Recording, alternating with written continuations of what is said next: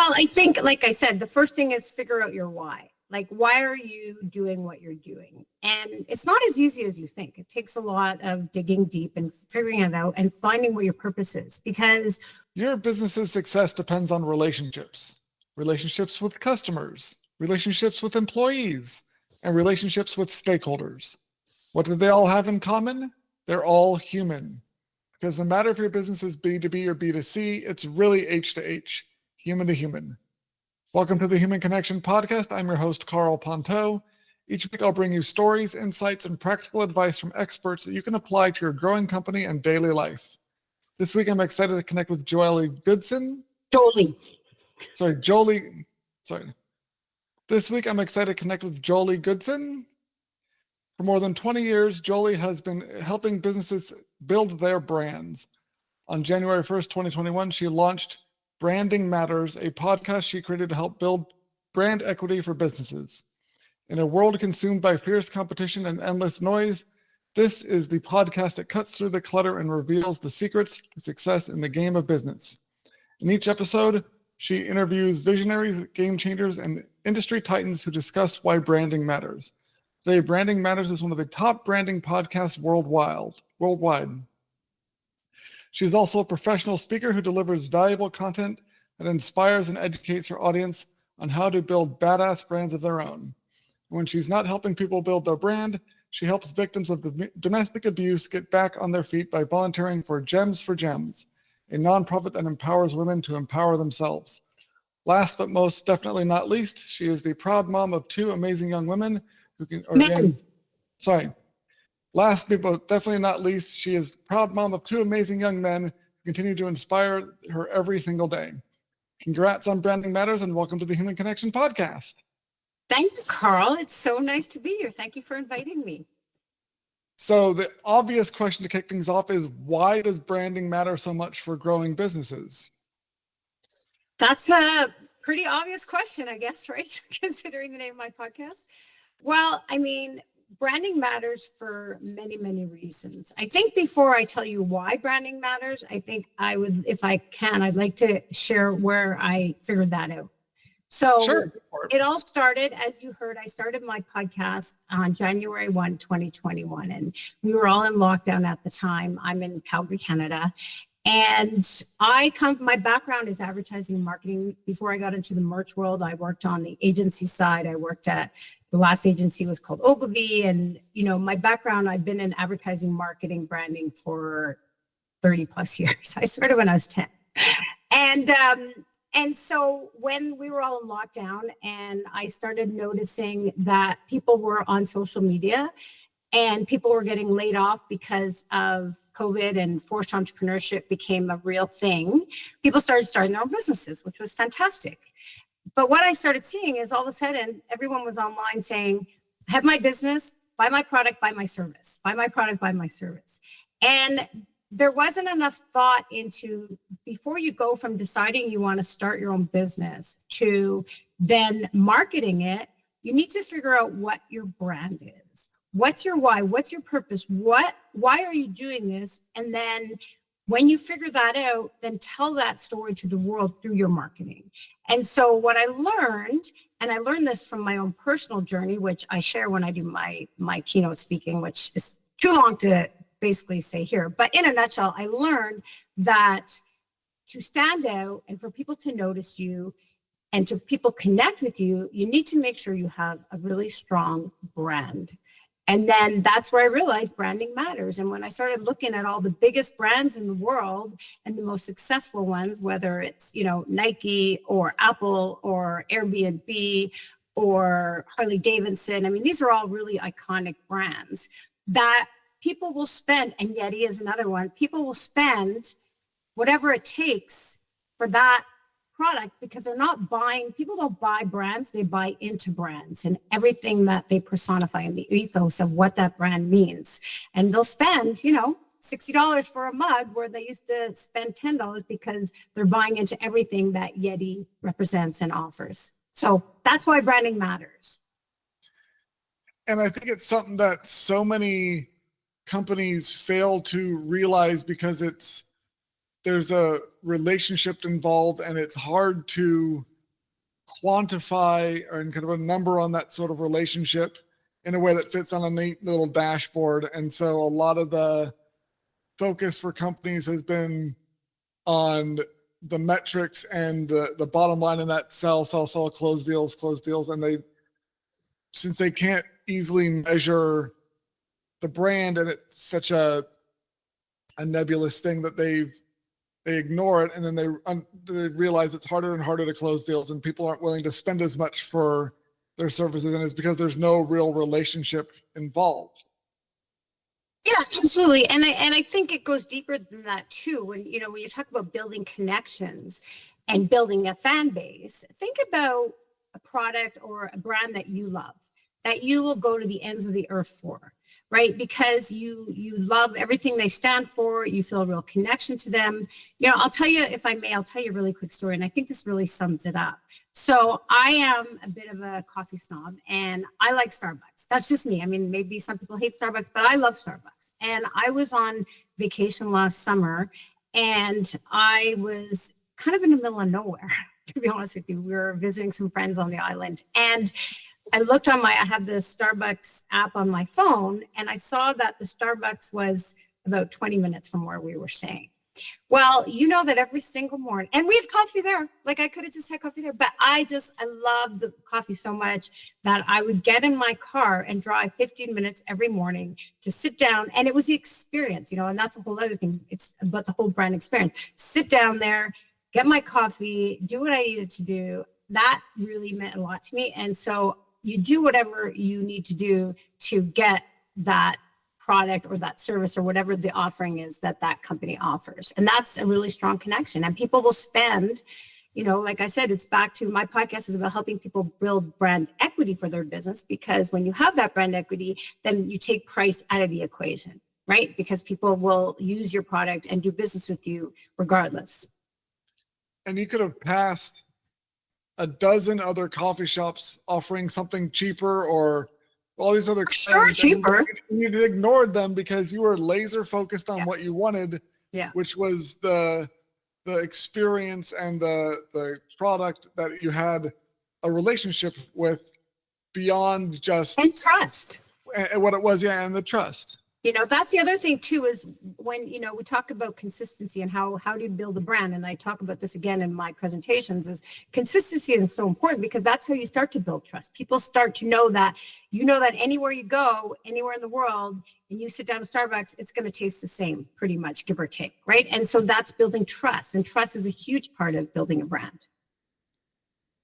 And there's this understanding between the customers, there's the familiarity, there's the lack of uncertainty, there's this feeling of belonging that comes from that trust, that feeling of I don't have to put as much mental effort into things. There's all these things that people desire beyond the product itself that is intangible in a way, but when you achieve that sort of result with people, it definitely is reflected in the sales and the revenue and the repeat business and all the other metrics that companies are so focused on improving and often struggling to improve because they don't invest in the sort of brand building that they need to.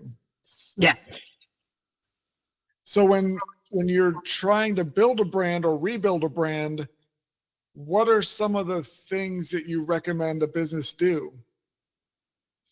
Well, I think, like I said, the first thing is figure out your why. Like, why are you doing what you're doing? And it's not as easy as you think. It takes a lot of digging deep and figuring it out and finding what your purpose is. Because the reason that's so important is because if you're an entrepreneur or you're a business and you go through rough times, that's going to be your North Star. That's going to get you through the rough times, because you're always going to go back to your why. Why are you doing what you're doing? And then once you've figured that out, then it's a matter of what are the different. So I always say your brand is your ethos, it's your reputation, it's your personality, it's who you are. Your brand lives in the hearts and the minds of the consumer. And then branding is the actions that you take to build that connection and share everything about your brand with your audience. So it's actions. So it's everything on your website. How is your website designed? How easy is your website to use? We talk about the experience. Make sure, it's your customer service. That's a big part of your branding. What's the experience like when you need to engage with the brand and engage with the business? Are you put on hold? Are you treated well? It's, there's a difference between customer service and customer experience. So what are those two things like? It's your social media. That's another thing. How's your social media? What's the value you're adding on social media? How are you building a community? Building community is a big part of branding and building a brand. Are you adding value? Are you helping? Are you giving out free advice and tips to the people you're trying to serve, right? Because that's how you become an authority. And then the last thing, which is my passion and my wheelhouse, is branded merch. Branded merch is such a huge part of building a brand because it's a great way to build awareness. I always say, how people are going to know to do business with you if you don't know you exist? And so when we work with our clients, I work for the biggest and probably the best company on the planet called BAMCO, and we have huge enterprise clients, and they understand that merch is such a huge part of their branding strategy. And so it's making sure that you partner with the right company that's going to help you do the right merch to tell your story. So those are just a few things, but there's a lot more. But yeah. Yeah, and I love that you mentioned the community and building that.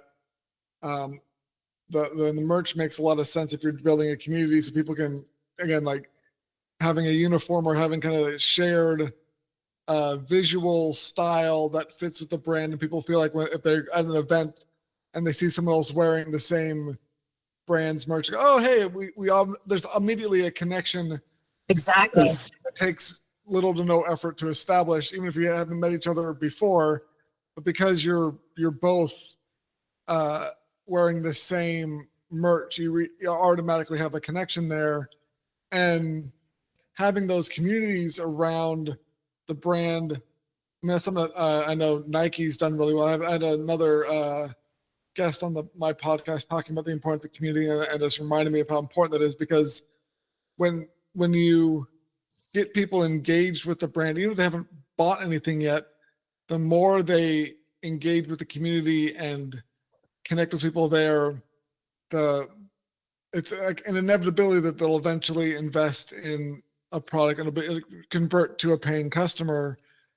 And I think that she was on the episode, she was talking about Nike's Run Club, how there was a guy in there who was going to the events and he was running, but he hadn't purchased anything, and he was talking, and he gave a lot of good feedback about what he was looking for, running shoes. And they eventually, after a few months, he sent a message saying, yeah, I love these shoes. I've totally bought into this, like finally made a purchase. But if he hadn't been part of this community and hadn't had that experience with the brand, even the parts that weren't necessarily like directly tied to a revenue generating activity, it led to a sale and a long-term customer, because it built that sense of belonging and trust with the brand, and eventually led to the revenue. But it's not something that you couldn't force that guy to buy something in like an impulse buy sort of thing, because that wasn't, he'd be pushed away from it when they pushed for the sale at the initial touch point. But by joining the community and getting involved with other people, it led to a sale. And that sort of longer term thinking, I think, is required if you're planning on building a sustainable, long lasting company, because what makes it last is that brand relationship and that experience, not just the buy now, buy now, buy now, buy now messaging. Yeah, absolutely. And, merch is, I always talk about too, I mean, as you can see, I'm wearing my badass t-shirt. These are t-shirts I made for my podcast. And I could have just put my logo on the front, branding matters, but who's going to wear a t-shirt with branding matters on the front? Probably not many people.